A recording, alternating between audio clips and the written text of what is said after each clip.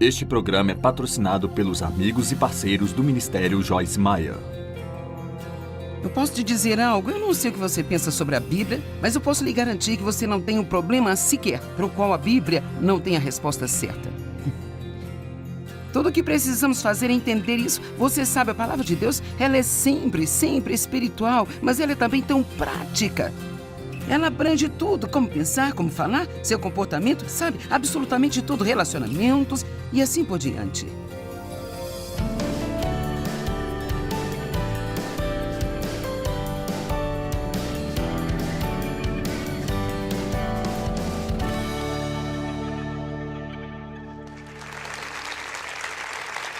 Muito obrigada por se juntar a nós hoje nesse programa onde você vai ouvir a palavra de Deus.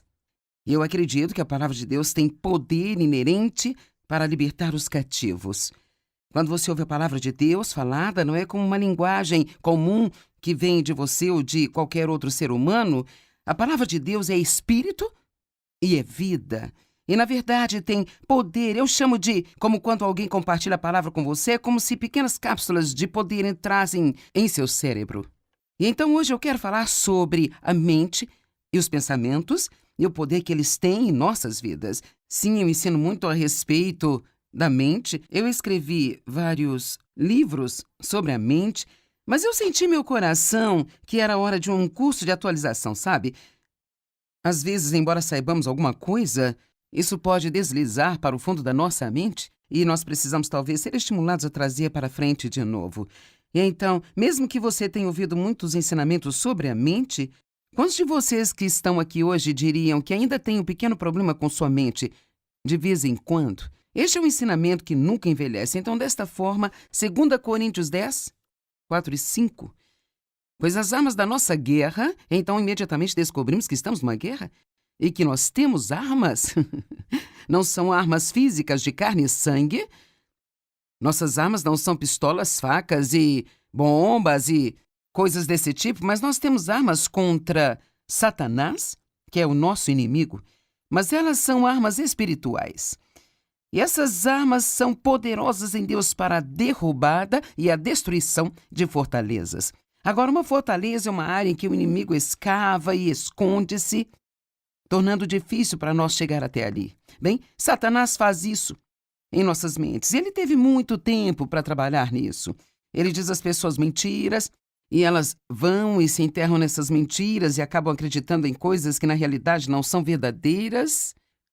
Mas o que realmente acontece é que aquilo em que você acredita torna-se a sua realidade. Então, por exemplo, se você acredita que é tarde demais para ter uma vida abençoada, então isso desabilita você até mesmo a tentar ter uma vida abençoada. Mas ainda assim a palavra de Deus diz que nunca é tarde demais para um novo começo. Nós temos que determinar em que nós vamos acreditar. Vamos acreditar no que o mundo diz, no que as pessoas dizem, no que nós pensamos, no que sentimos? Ou vamos tomar a decisão que cada pessoa tem que tomar se ela quiser viver em vitória? Não importa o que eu sinta, ou o que eu pense, ou o que as outras pessoas digam, eu vou acreditar na palavra de Deus. Mesmo que isso pareça totalmente ridículo, eu vou ao encontro de Deus como uma criancinha. E sabe, você pega um filho pequeno, você pode dizer a ele qualquer coisa e ele acredita em você. Portanto, nós precisamos ir a Deus como criancinhas e acreditar em sua palavra e em suas promessas também, mesmo que possa não ter muito sentido para nós. Agora, estamos numa guerra, temos essas armas. Elas não são armas físicas, então que são bem. A palavra de Deus é realmente uma arma. É chamada espada do Espírito. E assim, quando nós falamos a palavra, o inimigo tem que recuar. Se você está familiarizado com as Escrituras, e realmente não importa se você está ou não, mas há Escrituras em Lucas capítulo 4, onde fala que Jesus foi levado para o deserto para ser tentado pelo diabo por 40 dias e 40 noites. E em 4 ocasiões separadas, nos primeiros versos em que Satanás disse a Jesus, é exatamente isso que diz, Satanás disse a Jesus, e ele disse uma mentira. E então Jesus disse ao diabo, e ele citou de volta a palavra, Então, o inimigo mente para nós e nós temos uma grande arma, uma ferramenta disponível para nós. E esta ferramenta é a palavra de Deus que sai da nossa boca. Agora, não está escrito que o diabo falou com Jesus e então Jesus pensou? Diz que o diabo disse algo para ele e ele disse algo de volta. Agora, talvez alguns de vocês achem engraçado falar consigo mesmo em voz alta. Bem, para ser sincera, você faz isso o tempo todo. Talvez você não perceba isso, mas você faz isso. Bem, isso foi estúpido. Eu sou burro. Bem, isso nunca vai funcionar. E assim nós falamos em voz alta para nós mesmos e precisamos aprender a falar a palavra de Deus. Agora, verso 5. Na medida em que refutamos argumentos, teorias, raciocínios e todas as coisas orgulhosas e elevadas que se colocam contra o verdadeiro conhecimento de Deus. Ele está dizendo, nós usamos essas armas para ir contra as teorias e os raciocínios e os argumentos que vêm à nossa mente. E eu posso dizer uma coisa, Satanás irá discutir com você. O que ele mais gosta é de uma boa batalha mental. Ele discute com você e ele realmente adora raciocínios. Cara, se ele conseguir apenas fazer você tentar descobrir coisas, cara, lá vai a sua paz, lá vai a sua alegria. E sabe, lembro-me de uma vez, anos atrás, quando Deus colocou no meu coração, porque eu era uma grande, quero dizer, eu era viciada em raciocínio, sabe? Eu tinha que sentir que tudo estava em uma caixa no lugar certo. Eu tinha tudo resolvido. Nós gostamos de pensar que temos tudo resolvido na vida porque isso nos faz sentir seguros, sabe? Você sabe, andar com Deus é um pouco perigoso porque você nunca sabe exatamente o que ele vai fazer ou quando ele vai fazer. Então, é por isso que confiar nele é tão importante. Porque temos que confiar nele, porque ele é bom e porque ele nos ama e ele fará a coisa certa, no tempo certo, do jeito certo. Então, eu gostava muito de raciocínio e o Senhor colocou isso no meu coração e ele disse, sabe, naquelas pequenas aberturas de caixas de correio que você vê nos escritórios às vezes, então, se quiser entregar algo para você, eles põem algo na sua abertura. Bem, às vezes as pessoas recebem ou deveriam receber algo, mas não recebem, porque foi colocado na abertura errada. Deus falou comigo e eu meio que tive essa imagem mental dessas aberturas da caixa do correio e sabe, hoje provavelmente não são tão prevalentes porque nós temos hoje em dia e-mails e sabe, tudo isso, mas esse era o sistema em que trabalhávamos e ele disse, você tem tudo em uma pequena caixa, sabe? Isso faz com que você se sinta confortável, mas o problema é que você tem muitas coisas na abertura errada. E assim, é interessante, é como se pensássemos que conseguimos descobrir algo e nós nos sentimos confortáveis, mesmo que, na maioria das vezes em que pensamos ter descoberto o que Deus vai fazer, realmente não é correto. Muitos de vocês estão descobrindo isso, certo? E Satanás gosta de discutir conosco, gosta de preencher nossa mente com raciocínio. Na medida em que nós refutamos argumentos, teorias, raciocínios e todas as coisas orgulhosas e elevadas que se colocam contra o verdadeiro conhecimento de Deus, então eu vou ser guiada pela cabeça ou vou ser guiada pelo Espírito? Nós levamos todos os pensamentos e propósitos cativos à obediência de Jesus Cristo. Não alguns, mas todos. Os pensamentos se transformam em ações. Os pensamentos se transformam em palavras, comportamentos, atitudes. Eu escrevi um livro chamado A Conexão da Mente para mostrar que nossos pensamentos estão conectados a tudo ou mais que fazemos na vida. Então, se você sente que precisa de uma mudança em sua vida, ela nunca vai acontecer até você mudar seus pensamentos. Amém? Então, muitas pessoas pensam, eu não posso evitar o que eu penso. Bem, na realidade, isso não é verdade. É o que o inimigo quer que pensemos. Ele quer que pensemos que não podemos evitar o que nós pensamos. Mas veja, se nós percebemos que a mente é o campo de batalha, outro livro, a mente é o campo de batalha, e é aí que Satanás guerreia conosco, sabe? E se soubermos o suficiente da palavra de Deus para começar a reconhecer o que é verdadeiro e o que é mentira, veja, é como... Você tem que ter tempo para entender isso. Quero dizer, por quantos anos eu acreditei que eu não tinha um futuro e nenhuma esperança porque eu tinha sido abusada sexualmente por meu pai por tantos anos? Eu pensava que eu era mercadoria de segunda categoria e, na verdade, eu planejava que eu teria uma vida de segunda categoria e que eu teria que ficar satisfeita com esta vida. Bem, eu não tinha nada para comparar, porque isso era tudo o que eu sabia. Eu tive anos e anos e anos de pensamento errado. Eu posso te dizer, eu não quero ofender, mas muitos de vocês me assistindo hoje, você acredita em muitas mentiras. E talvez você esteja baseando a sua vida nessas mentiras. E a única maneira de você saber o que é verdade e o que é mentira é se tornando um diligente estudante da palavra de Deus. Muitos pensam que não conseguem entender a palavra, mas isso realmente não é verdade. Você pode precisar de uma tradução da Bíblia que seja um pouco mais fácil de se entender, pode precisar de alguma ajuda de um bom professor de Bíblia, mas Deus não nos deixou instruções para as nossas vidas e disse, e a propósito, você não vai conseguir entender nenhuma delas. Então pegue um desses livros, coloque em uma prateleira e depois vá para a igreja uma vez por semana e ficará tudo bem? Algum dia, eventualmente, você vai chegar ao céu? Não, essa não é a vida pela qual Jesus morreu para que nós tivéssemos. Ele quer que conheçamos a Ele e o poder da sua ressurreição, a qual nos levanta de dentre os mortos, mesmo quando estamos nesse corpo. Então, em Provérbios 23:7 diz, como ele pensa em seu coração, assim ele é.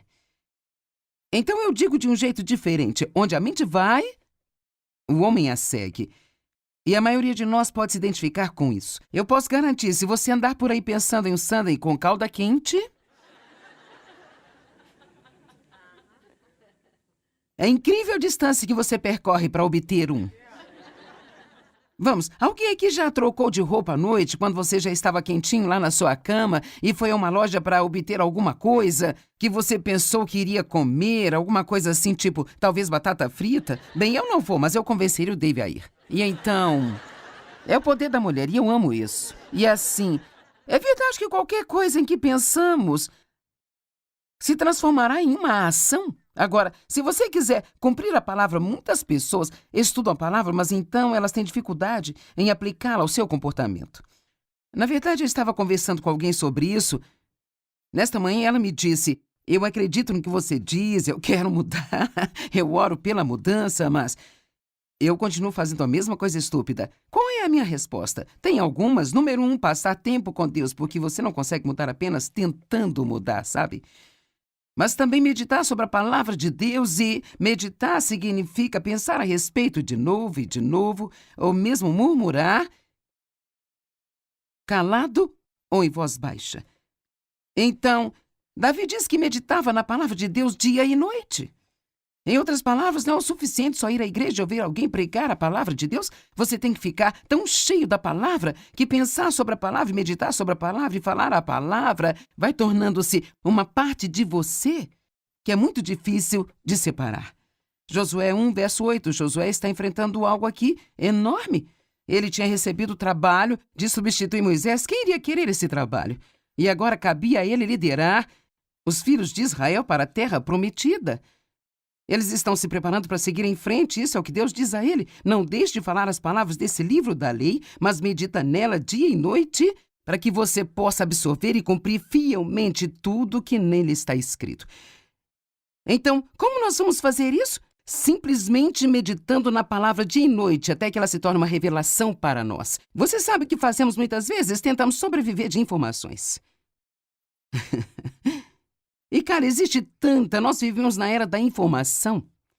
Quero dizer, há tanta coisa vindo para nós que raramente nós permanecemos em uma coisa o suficiente até obter uma vitória, pelo menos nesta área.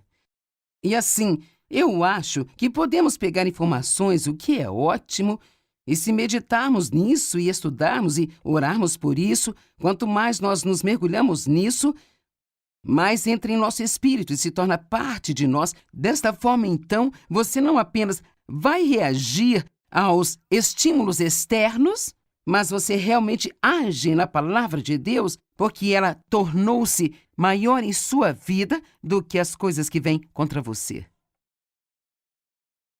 Medite na palavra de noite para que você cumpra fielmente tudo o que nela está escrito. Só então quando, depois que você meditar nelas, só então os seus caminhos serão prósperos e você vai agir com sabedoria e você vai ser bem-sucedido. Amém? Agora, Romanos 12:2 uma absolutamente incrível e maravilhosa Escritura. Não se amoldem ao padrão deste mundo, esta era. Não se conformem ou se adaptem aos seus costumes exteriores e superficiais, mas sejam transformados, inteiramente mudados pela renovação de sua mente. Então, nós podemos ser totalmente mudados de dentro para fora. Qualquer mudança que venha de fora nunca vai funcionar. É por isso que a mudança do comportamento por si só nunca funciona. No que diz respeito a trazer para o crente a vitória, tem que ter uma mudança de coração, uma mudança de natureza. E assim, quando nascemos de novo, Deus nos dá a sua natureza, recebemos um novo coração, o seu espírito. Se alguém estiver em Cristo, ele é uma nova criatura. Mas então, a maneira que eu gosto de dizer isso, eu digo assim porque assim eu entendi, assim eu ensino, que tudo aquilo que Deus dá a nós, eu acredito que vem como uma forma de semente. Nós temos uma semente de tudo que Deus é aqui no ventre do nosso espírito. Mas como quando uma mulher fica grávida da semente do seu marido, ela tem que cuidar dessa semente, ela tem que nutri-la, há coisas que ela não pode fazer, há coisas que ela precisa fazer. Então, durante o período de tempo, vai crescendo uma criança e ela dá à luz. Bem, eu acredito que a palavra de Deus é a semente que o semeador semeia. E essa palavra de Deus, ela realmente toca todas as áreas da nossa vida. Eu posso te dizer algo, eu não sei o que você pensa sobre a Bíblia, mas eu posso lhe garantir que você não tem um problema sequer para o qual a Bíblia não tem a resposta certa. Tudo o que precisamos fazer é entender isso. Você sabe, a palavra de Deus, ela é sempre espiritual, mas ela é também tão prática. Ela abrange tudo, como pensar, como falar, seu comportamento, sabe? Absolutamente tudo, relacionamentos e assim por diante. Então ele diz, não se conforme com o mundo, não tente ser como o mundo diz que você deveria ser, mas seja transformado pela total renovação de sua mente. Eu posso te dizer que se você apenas pegar uma única frase e meditar nela por muito tempo, pode mudar sua vida. Algo assim como, Deus me ama, e Ele me ama do jeito que eu sou. E é tão difícil para nós acreditarmos. Nós pensamos, bem, talvez Ele me ame quando eu puder mudar e ser melhor. Mas a verdade é que Jesus morreu por nós enquanto ainda éramos pecadores. Então, quanto mais agora, certamente, Ele amará e cuidará de nós se antes de nos importarmos com Ele, Ele morreu por nós. Eu gosto de dizer, e eu recebo alguns olhares muito engraçados quando eu digo isso, mas você sabe, Deus nunca vai amar você mais do que Ele te ama neste exato momento. Você está respondendo como a maioria das pessoas? E você sabe um pouco sobre a palavra? Imagine se eu estivesse tentando dizer isso a alguém que talvez tenha nascido de novo há pouco tempo, porque pensamos, bem, quando eu me comportar melhor, Deus vai amar-me mais. Mas a verdade, o amor não é aquilo que Deus faz, mas é quem Ele é. Então, Ele simplesmente ama você e, desculpe-me, mas você vai ter que aceitar isso pela fé, mesmo que você seja como eu, talvez você não seja muito amável, Deus ama você a si mesmo. E as coisas que você aprende a fazer do jeito certo, Deus não ama mais agora porque você está fazendo o que é certo. Nós não tentamos ter o comportamento certo para que Deus possa amar a nós. Quanto mais sabemos o quanto Ele nos ama, mais nós nos apaixonamos por Ele, mais dessa nova vida nós queremos viver para agradar a Deus. Mas não porque pensamos que devemos, mas estamos tão maravilhados com o que Ele fez por nós que queremos viver a nossa vida inteira amando e agradando a Ele. Não se conformem com este mundo, mas sejam transformados pela total renovação de sua mente. E aqui vem, para que vocês possam experimentar por si mesmos qual é a boa e agradável e perfeita vontade de Deus. Então, Deus tem uma vontade perfeita para nós, já ouvimos falar disso? Ouvimos mensagens sobre isso. Deus quer que você seja feliz, que você seja pacífico, que tenha uma vida abençoada, suas necessidades supridas. Mas parece que há um grande abismo, muitas vezes, entre o que nós ouvimos e aquilo que nós realmente experimentamos em nossas vidas. E assim, a maneira como eu entendi é que todas as coisas, todas as promessas aqui são minhas. Mas é meio como, se esta é uma boa maneira de você entender, é como Isso é como se eu tivesse isso legalmente. Jesus comprou isso para mim com seu sangue. E isso é meu. Mas eu não posso ter isso ainda por causa da minha pouca experiência? Mas mesmo que ainda não tenha experimentado tudo isso ainda, isso é meu. E a única maneira de eu experimentar tudo isso é continuando a acreditar que isso é meu. Independentemente de como eu agir, eu sou uma nova criatura, a semente de Deus está em mim e eu quero fazer aquilo que é certo. Talvez eu não esteja onde eu preciso estar, mas estou progredindo todos os dias e todos os dias eu me sinto melhor e melhor em todos os sentidos. Mas Deus me ama exatamente onde estou agora, do mesmo jeito que se eu pudesse manifestar um comportamento 100% perfeito. Sabe, se alguns de vocês têm algum dinheiro que acha que pode deixar quando você morrer, deixar para os seus filhos com toda a probabilidade, eu sei que eu tenho. Bem, legalmente, no papel, eles têm o meu dinheiro. Mas ainda não estão desfrutando? De jeito nenhum. E assim, a mesma coisa no nosso relacionamento com Deus. É nosso, é um acordo assinado, está assinado, selado com o sangue de Jesus.